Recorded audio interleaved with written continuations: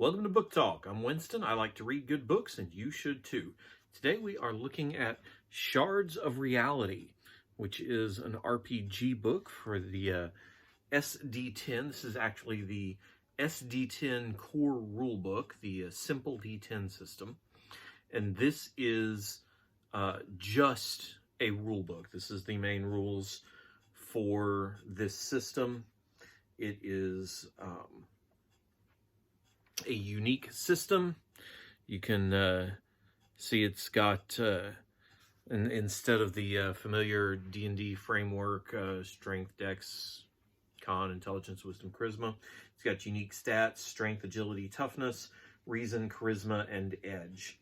And then you have different stats. You have barrier points, which work like kind of like a force field or SDC in Palladium.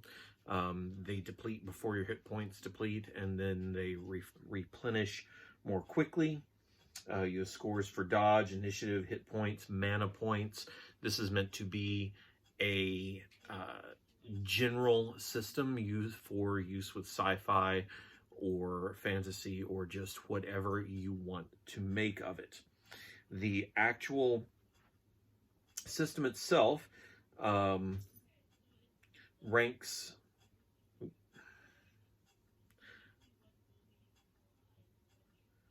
your skills based on their proficiency, and I'm trying to find a good example of it. But instead of, there we go, instead of a value from +1 to +5, shall we say, this uses a tiered chart where attributes are actually ranked from E to S, and then that gives a description and then a value that is used in different ways throughout the system. The entire, the skill tests are made by rolling a single D10, adding or subtracting any modifiers. Sometimes there's a reroll. If you have advantage, you get to reroll a failed test. If you have disadvantage, you have to reroll a successful test. And then you come down to the combat. Now the combat is interesting. It reminds me a great deal of a JRPG for a video game. So when it's time for combat, you make your ability test, and that's your initiative roll, and then combat is actually played out on an 8x8 grid in which your party members advance between forward and rear ranks, and that determines what they can or cannot do in that particular combat. It's an interesting take, all put together. The other thing I wanted to mention before we get to a summary on this, the skills, you will wind up with more skills than you have skill slots available. Every time you get a background, you get a set of proficiencies that go with that. Every time you select your heritage, which is your origin, whether you're an android or a catfolk or a fae or whatever, that's your heritage. And there's several of them. You can choose to be a dwarf, a fae, a human, a catfolk. The standard things that you will find in a fantasy or sci-fi setting. You will choose your occupation, which ranges again from things like snipers to animal handlers, beast tamers. You can be a Pokemon trainer, right? Regular spellcasters, fighters, tanks, the usual kinds of classes that you will find in fantasy and sci-fi. There are rules for hacking. Hacking is treated similar to combat. So you can have some computer hacking action going on there. All of the artwork is, come on, my tablet is being slow.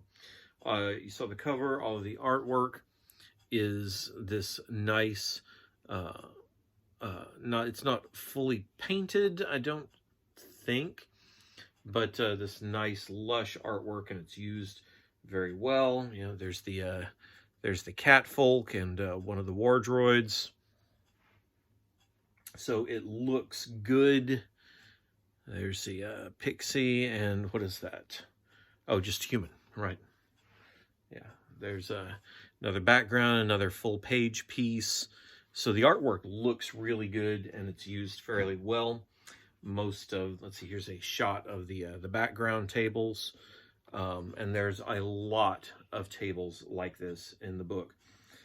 Another shot, your jobs. Your jobs are not your character classes. Your jobs provide, okay, jobs actually are the character classes, excuse me. There's the Dragoon. Come on, scroll. What is that? Fencer. Yeah, another Knight. Excuse me, Juggernaut. Where's the Marksman? Let's see. There was one in here that I thought, oh yeah, there he is. There it is. There's the Beast Tamer. How'd you like to have that on your side, right? So it all looks really, really good. The system itself reminds me much more of a war game than a traditional role-playing game. Of course, you know, the role-playing opportunities are there.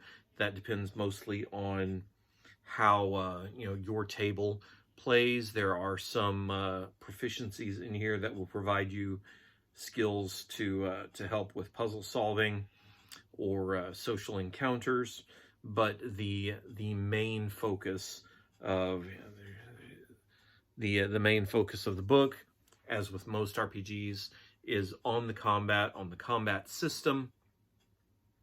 And in this case, it's very explicitly all geared to that, with the system using the rankings from E to S. It's going to take a little getting used to, a little decoding, but if you're willing to put the effort into it, it can be very rewarding. Now this is just a rule book. There's no setting information in this at all. There's one or two sentences given on each of the job classes or in the heritages, kind of describing them and suggesting a background. And on the very last page, come on. Since this is the Shards of Reality, 4 different shards are given a paragraph description apiece, so that you can kind of, and it's meant for you to take those and make of it what you will. And if you want to do that, if you want to invest in what is a rather unique system, this is not really like anything I've played before, and you know, that's, for me, that's saying something. So this it's an interesting thing. I like the way it looks. I like the artwork. The learning the system presents some intriguing studies in, you know, designing your characters to work with that and figuring out how that all plays. I would need to run a game or so, or at least run some encounters to try and really see how that works together. But it doesn't really seem to be too difficult. Again, it's a D10. You inflict another nice glimpse of your Shards of Reality right there. As you have successes, you inflict conditions and consequences on your opponent, which will either take them out or they'll recover from. That's something I'm a fan of. So it's not really, and in addition, you know, you have mana points and body points, or ballistic points, I think they call it. Anyway, you have ablative damage that you can use to track. So there's a little something from a bunch of different systems, and I'd really have to put it all together, create some characters, and run them through an encounter to really see how it all works together. But it's intriguing to me. Now, I've got a pre-release copy from the publisher, so There are still some formatting issues in my copy that have yet to be addressed by the publisher, but overall, it looks good. It's pretty. The artwork is very, very nice, and the system is new and different, which offers a new and different and intriguing challenge to me. And yeah, I'm intrigued. I'm glad to have read it. That is Shards of Reality from Eggpiece. And so you know what your assignment is. Find a good book. You can check that out if you'd like. Read it. You can find my sci-fi, my 60s inspired sci-fi saga at starmansaga.com, or some sci-fi that was actually written in the 60s by Diane Detzer at dianedetzer.com. That would be the Intergalactic League. So when we found you some good stuff to read, come on right back here, because there's more book talk yet to come.